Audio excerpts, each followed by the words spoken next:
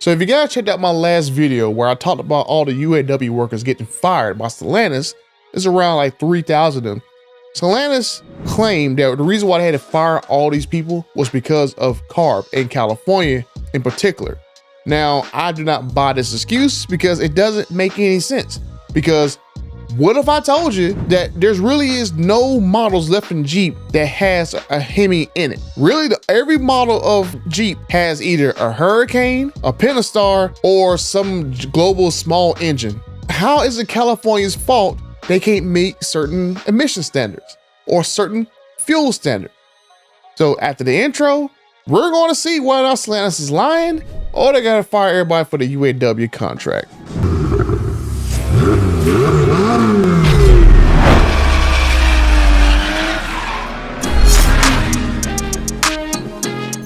Before we get started with the video, I want to have a word with you guys about today's video sponsor, Valencia Home Theater Seating. I've had these chairs for a few weeks and they have been in the background of some of my videos.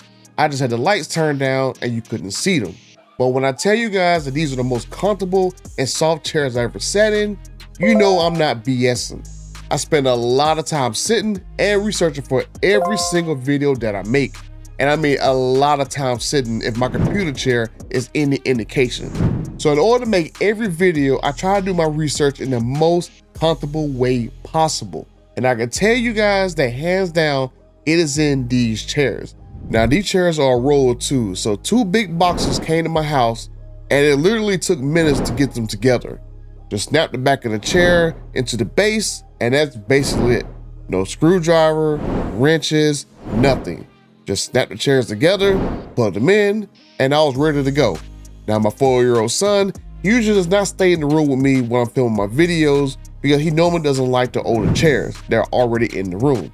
I've had these chairs about 4 or 5 years and he barely sits on them because he just finds them uncomfortable. He'll get on them for a couple minutes and then he's off of them. But I can tell you right now, he was not getting off these chairs. You saw in the other video, he was right there behind me playing his games and he got his feet kicked up in this little clip right here you see. This guy loved these chairs. He's like, oh daddy, these chairs are so soft. And I don't blame him. I agree with my baby boy. These chairs, they really are that soft.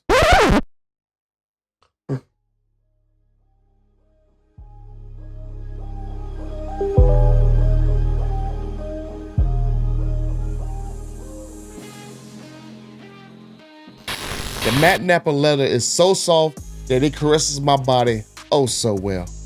And get used to these chairs because when I build my new YouTube studio next year, these will be the chairs that I use in my setup. I mean, from these chairs, I can charge my phone, charge my tablet. I can theme the LED lights to whatever I have in the environment, as you can, yep, you can see it right there. Oh, let me just back up. See? But they also come with these white holes where you can use them to hold a tray table, a tablet holder, I think a wine glass holder, a popcorn holder. I think that's about it. But I think I can modify my microphone arm. Not the one that I'm using, but my old one. This right here is hollow. I think I can modify this to allow me to fit a mic in here. And this should be a perfect setup for me to use in like a podcast or a live stream setup. I can have one side to hold my mic, and then I'm gonna have the tray table to probably hold my wireless keyboard that I have. Where my wireless keyboard at? I get to hold my wireless keyboard that I use for my, there we go, yeah. To hold my wireless keyboard so I can do some things on the screen for us when we do live streams. But I'm gonna take 2024 by storm. So check out the description box for my affiliate link to the Valencia Home Theater seats, and you go pick up some chairs. Now, my affiliate link, it does give me a little commission, but it does not do anything to your cost. So anything you do helps this channel out. And you go to Valencia's website, they have over 20 different styles and a bunch of different budget ranges. They have sofas, they got chairs, you name it, they got it. I even saw a table on there. Now, if I only get them to make me a new computer chair, hey, I'll be in heaven right now. Now, Stellantis claims they're being put in a serious economic burden because they weren't included in an agreement worked out between CARB, Ford, BMW, Honda, and Volkswagen. This alternative standard that GM isn't a part of, by the way, is the reason that Stellantis can't sell Wranglers and Grand Cherokees all of a sudden in CARB states anymore.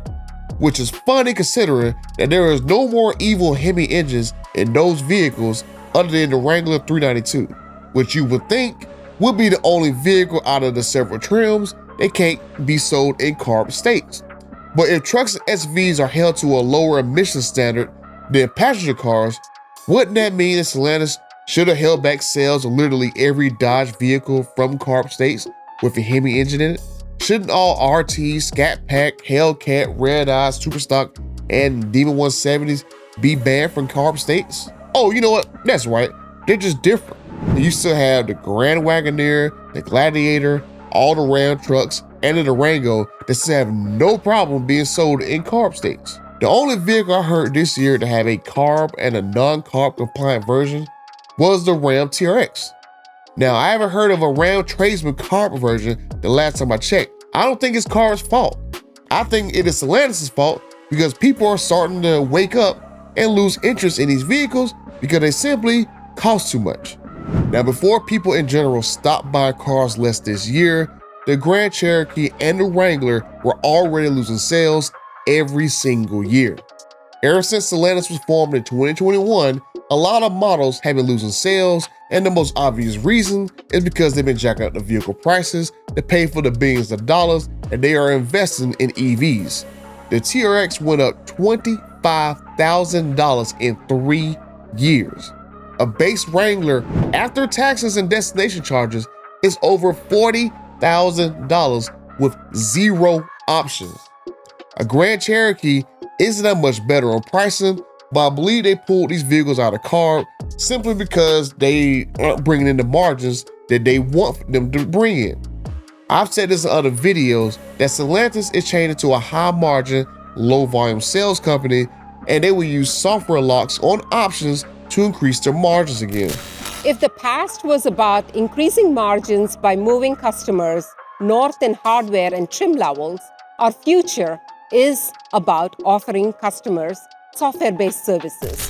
Only 1 year, the Wrangler rebounded in sales, and I bet you that was only because the Wrangler 4xe gave it some kind of small sales boost. But you can see the next year that sales fell yet again. The Grand Cherokee is even worse. The 4xe variant did not even stop the bleeding. It is losing sales no matter what Stellantis does.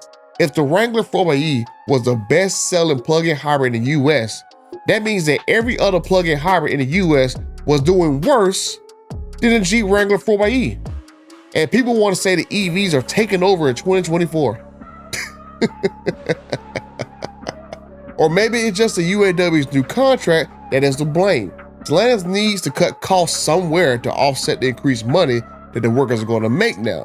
So the Wrangler and the Grand Cherokee are losing sales every single year. So why not, with the Wrangler and the Grand Cherokee that are losing sales every year, people aren't interested in the 4xe system like they expected them to be. So why not cut a few thousand UAW workers to eat into that new labor rate that they gotta now pay? It certainly doesn't add up that a CARB agreement that Stellantis missed out on would ban 2 non-Hemi equipped vehicles. As I said earlier, GM isn't in the agreement either, so somehow they're able to sell V8 Escalade Vs, Blackwings, Camaros, Corvettes, Silverados, Denali's, Yukons in all those CARB states. And you know, I would think there would be some kind of huge announcement that Ram can't sell non-hybrid Ram pickup trucks in California and 13 other CARB states, or that Dodge can't sell Hurricane Chargers either. Or maybe it's like what Racer X said, that people just don't understand the small rating on the window sticker and don't put that into consideration. Now let's put that theory to the test, shall we? If you check out a Hurricane 510 equipped Grand Wagoneer, you know, the vehicle that's not being banned by the 14 CARB states, we get a 5 on the smog index, and we get 537 grams of CO2 emitted per mile. But if I look at a Pentastar, the old Pentastar, not the new one that just got updated, I think what, this year? If I look at the old Pentastar, it has a 7 rating for smog and emits 421 grams of CO2. So it's cleaner than a Grand Wagoneer 510 with a Hurricane engine in it. but the Wrangler gets pulled out of CARB states. Oh, you know what? I forgot. You know, the Grand Wagoneer, it probably makes a higher profit margin compared to the Wrangler and the Grand Cherokee, so it doesn't get pulled even though it's not a hybrid. So it doesn't really make sense that some of the revamped non-Hemi V8 engines are banned from CARB before Hemi engines got banned from CARB. Stellantis is trying to pull this wool over our eyes that this agreement between Ford, BMW, Honda, Volkswagen, and CARB is causing them to pull two specific models, even though they have several other models that would meet the same criteria. Now, another thing that I've noticed in some of these articles, it doesn't mention that this agreement only lasts for the next 2 or 3 years. So Stellantis, why don't they just toughen it up and just pay the fines? I mean, they've been bragging about being the most profitable of the last few years. They were the first dum-dums to abandon the V8s out of their lineup, except for the HD trucks as far as we know of. They were done paying Tesla for emissions credits. The Hurricanes are so much cleaner than Hemis, and they're the wave of the future, but all their vehicles cost 20% more than they did about 3 years ago. They spent billions of dollars on EVs, and the current ones have been failing, and no one's buying them. People are fed up with Dodge and aren't shelling out the big money on them anymore. Ram is going to try and win the market share when they literally have every other competitor offering a V8 but them. Then Dodge is going to have a vacuum cleaner, Hurricane Charger, try to compete against a V8 Mustang and a Corvette next year.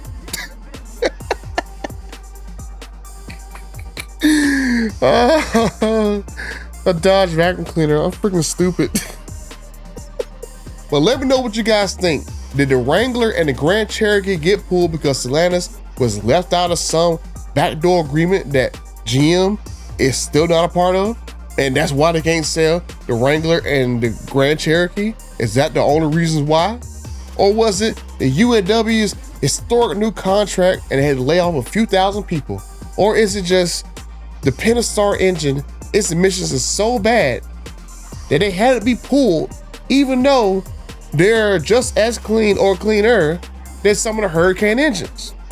Leave this video a like and subscribe to the channel if you already done so. Until the next time, I'm out. Oh, and Merry Christmas.